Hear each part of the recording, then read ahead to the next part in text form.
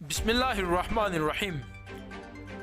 ناظرین، اب آپ کو لیے چلتے ہیں پھول نگر، جہاں پر اہل سنت والجماعت کے زیر اہتمام سیرت مصطفیٰ صلی اللہ علیہ وسلم کانفرنس کا انعقاد کیا گیا۔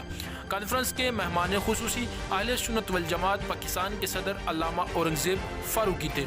کارکنان نے علامہ اورنگزیب فاروقی کا پرتپاک استقبال کیا۔